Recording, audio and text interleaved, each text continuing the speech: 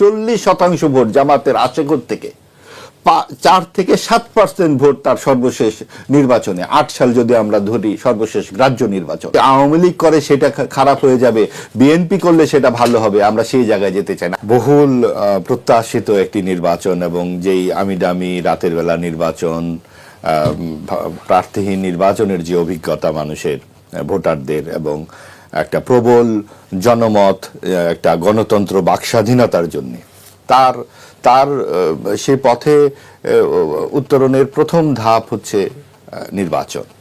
কাজে মানুষের অত্যন্ত কৌতূহল ছিল, আগ্রহ ছিল এই নির্বাচনের ব্যাপারে। সারা দেশ জুড়ে একটা উৎসব মুখর পরিস্থিতিও তৈরি হয়। সকলেই ভোটে অংশ নেবার চেষ্টা করেছেন। বিভিন্ন কয়েকটি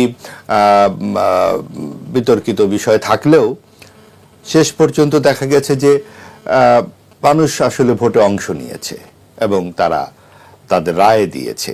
যে ব্যাপারটি দেখা গেছে, আপনি সাংবাদিক হিসেবে জিজ্ঞেস করলেন, সাংবাদিক হিসেবে তো বটেই, একজন নাগরিক হিসেবেও আমার মনে হয়েছে যে অন্তর্ভুক্তিমূলক সমাজের আকাঙ্ক্ষা 24-এর গণ অভ্যুত্থানে তা সম্পূর্ণ পূরণ হয়নি এই নির্বাচনে।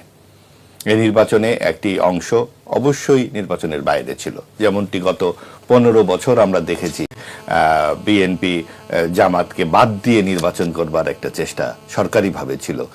এইবারও এই দফাতে সরকার কোনো রাজনৈতিক সরকার না হলেও অন্তর্বর্তীকালীন সরকারের একটা প্রচেষ্টা ছিল যে আওয়ামী লীগ এবং সমমনাদের বাদ দিয়ে একটা নির্বাচন করা। সেই ক্ষেত্রে বিএনপি ও সমমনারা যাতে নির্বাচনে অংশগ্রহণ করে, কিন্তু যতই নির্বাচন ঘনিয়ে আসে তখন কিন্তু বিএনপি ও সমমনারা থাকে না। সেখানে দেখা গেছে যে একটা প্রবল বিরোধী শক্তি মাথাচাড়া দিয়ে ওঠে এবং বিএনপি একটি মধ্যপন্থী উদার রাজনৈতিক দল হিসেবে ইতিহাস, ঐতিহ্য, মুক্তিযুদ্ধকে ধারণ করে নির্বাচনে অবতীর্ণ হয় এবং এটা পুরো জাতির সামনে একটা বড় রকমের ঝুঁকিপূর্ণ বিষয় হয়ে দাঁড়িয়েছিল যে সাম্প্রদায়িক শক্তি যদি জয়লাভ করে তাহলে বাংলাদেশের পুরো ইতিহাস, আদল ইত্যাদি বর্তমান ভবিষ্যৎই তো অন্যরকম হয়ে যেতে পারে। আচ্ছা, আপনি যে নির্বাচন অন্তর্ভুক্তিমূলক নিয়ে একটি প্রশ্ন তুলেছেন, আমরা দেখেছি যে অতীতে এত বিদেশি পর্যবেক্ষক আসেনি, এবার যতটা এসেছে তারা তো সন্তোষ প্রকাশ করেছেন। আচ্ছা, আমরা কি ভারত কিংবা আমেরিকার কোন নির্বাচনে গিয়ে আমাদের সন্তুষ্টির উপরে কি তাদের সন্তুষ্টি নির্ভর করে? এগুলো তো আসলে এই যে নিজেদের গণতন্ত্রকে, নিজেদের গণমাধ্যমের স্বাধীনতাকে, নিজেদের বাক স্বাধীনতাকে আমরা অন্যের হাতে তুলে দিতে চাই। তারা কি বললো না বললো এটা তো পরের কথা। আমাদের অভিজ্ঞতা কি বলে? আমাদের অভিজ্ঞতা বলে যে আমরা একটা অন্তর্ভুক্ত সমাজ চেয়েছি, চাই, ভবিষ্যতেও চাইব। সেটা যে আমলেই হোক না কেন, সেটা যদি আওয়ামী লীগ করে সেটা খারাপ হয়ে যাবে, বিএনপি করলে সেটা ভালো হবে, আমরা সেই জায়গায় যেতে চাই না। আমরা এই কথাও মনে রাখছি যে 24-এর গণ অভ্যুত্থানে 1,500 মানুষের করুণ মৃত্যু হয়েছে, আত্মাহুতি হয়েছে, আওয়ামী লীগের অপশাসনের বিরুদ্ধে হয়েছে, স্বৈরাচারের বিরুদ্ধে হয়েছে, কর্তৃত্ববাদের বিরুদ্ধে হয়েছে। সেই জন্য আওয়ামী লীগের যারা দোষী নেতৃত্বের অবশ্যই বিচারের আওতায় আনতে হবে। সেই যে দাবি সেটা তো নস্যাৎ হয়ে যাচ্ছে না। এবং আমাদের প্রত্যাশা ছিল আওয়ামী লীগ আসবে কি আসবে না এটা আওয়ামী লীগের ব্যাপার। আওয়ামী লীগের হয়ে কিন্তু কোনো কথা বলছি না, বলছি যে সরকারের দিক থেকে সেই নৈর্ব্যক্তিক আহ্বানটা ছিল কিনা। সরকার শুরু থেকেই আপনি দেখুন, এত ভোট, 40% ভোট জামাতের আসে থেকে 4 থেকে 7% ভোট তার সর্বশেষ নির্বাচনে 8 সাল যদি আমরা ধরি সর্বশেষ গ্রাহ্য নির্বাচন, সেবার তারা আসন পেয়েছে 2টি, তার আগে পেয়েছে সর্বোচ্চ আসন পেয়েছে তারা 18টি, সেটাও আবার বিএনপির ঘাড়ে চেপে একবার তারা সরকারে গেছে। নিজে যখন তারা একা নির্বাচন করেছে 2 থেকে 3টি আসন পেয়েছে। আজকা কি হলো দেশে যে আপনার 5%, 7% ভোট 40%-এ গিয়ে ঠেকলো? কাজেই এই বিবেচনাগুলো কিন্তু আমাদের আনতে হবে। এখানে কি আওয়ামী লীগের ভোট যুক্ত হলো? আওয়ামী লীগ কি চাইলো যে জামাতকে ভোট দিয়ে জামাতকে দেশে এনে একটা সাম্প্রদায়িক শক্তিকে দেশে এনে দেখুক মানুষ, বুঝুক যে আওয়ামী লীগ না থাকলে কি হয়? এটা কি হতে পারে? আবার এটা কি হতে পারে যে কোনো রকম ইঞ্জিনিয়ারিং? সেটাও কি হতে পারে? কারণ বিএনপি যে ভোট আমরা জানি গত 91 থেকে যে ভোটগুলো হয়েছে, গড়ে 40% ভোট কিন্তু বিএনপির আগে পরে রয়েই গেছে। এই ভোটগুলো নিয়ে আমাদের কথা বলতে হবে। বিএনপি অনেক জায়গায় অল্প ভোটে 2 থেকে ধরেন 5,000 ভোটে হেরেছে, ঢাকাতে প্রায় 4-5টি আসনে, আবার জিতেছে 2-4-5 হাজারে। এখন ধরেন এরকম জায়গায় গিয়ে যখন হার জিত হয় তখন প্রার্থীর মধ্যে একটা উত্তেজনা কাজ করে, মনে হয় যে এত কম ভোটে হারলাম, গণনার সময় কোনো সমস্যা হলো কিনা, এই 2000 ভোটে তো হারার কথা না, এরকম কাজ করে, যার ফলে তিনি স্যাটিসফাইড হতে পারেন না। তখন তিনি মনে করেন যে আরেকটা গণনা করা যায় কিনা, অথবা হেরে তো গেছি আরেকটু চেষ্টা করে দেখি, অভিযোগ করে আমলে আনা যায় কিনা। এই চেষ্টাটা একটা মানবিক প্রবৃত্তি, এটা সবার মধ্যে থাকে।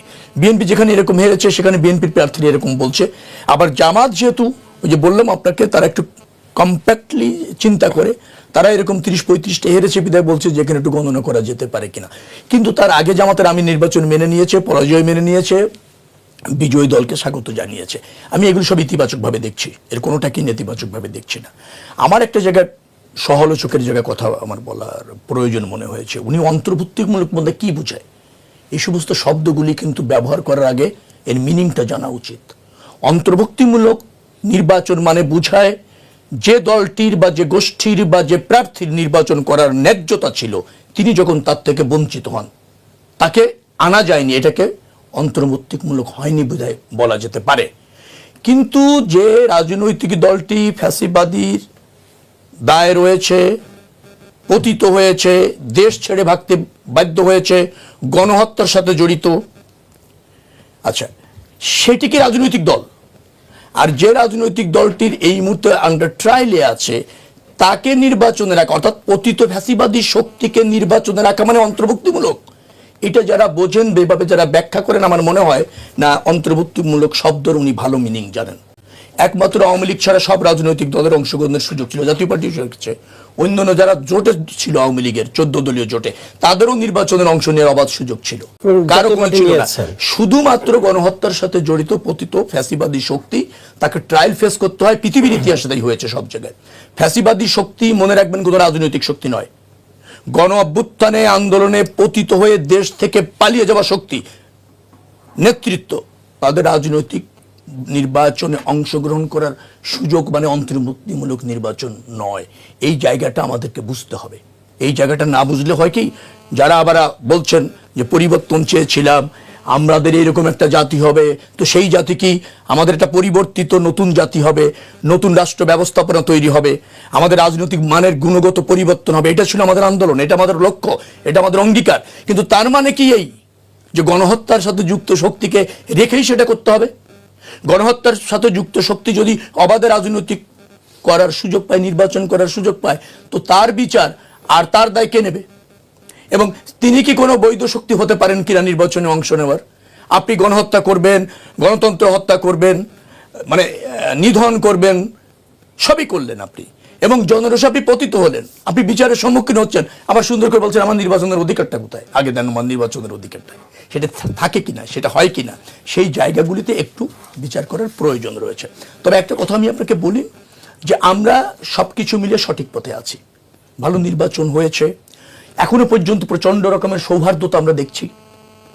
ধরেন বিএনপি ব্রুট মেজরিটি পেয়েছে, জামাত অনেক ভালো করেছে, যেটা করার কথা না। বিহাইন্ডে কি আছে সে বিতর্কে আজকে না যাই, অভিনন্দন জানাই তাদেরকে, তারা অনেক ভালো করেছে। শক্তিশালী বিরোধী দলও তোর প্রয়োজন আছে, বিরোধী দল তার দায়িত্ব বোঝার প্রয়োজন আছে, সরকার যেটা গঠিত হবে সরকারি দলেরও দায় রয়েছে। এবার পার্লামেন্ট আবার একটু অন্যরকম হবে, শুধু বিরোধী দলের আপনার মেম্বার অফ পার্লামেন্টদের কাছে আপনার জবাবদিহি করতে হবে না, আপনাকে কিন্তু নিজের দলের পার্লামেন্ট মেম্বারদের কাছে জবাবদিহি করতে হবে সরকারকে। অর্থাৎ আমি বলছি শাসন বিভাগ মানে যেটা সরকার, তাকে আইন বিভাগের কাছে, সংসদের কাছে সম্পূর্ণ দায়বদ্ধ থেকে সরকার পরিচালনা করতে হবে। এট দ্য সেম টাইম একটা বাক্য বলবো, বিচার বিভাগ যেভাবে এবার গঠিত হয়েছে, যেভাবে স্বাধীন হয়েছে, শাসন বিভাগ এবং আইন বিভাগ সঠিকভাবে ফাংশন করছে কিনা বিচার বিভাগও সেই জায়গায় স্ট্রংলি অবজার্ভ করবে। যার ফলে আমি মনে করছি একটা প্রতিযোগিতাপূর্ণ গণতন্ত্র, জনগণের ক্ষমতায়ন, কার্যকর পার্লামেন্ট, কার্যকর সরকার, জবাব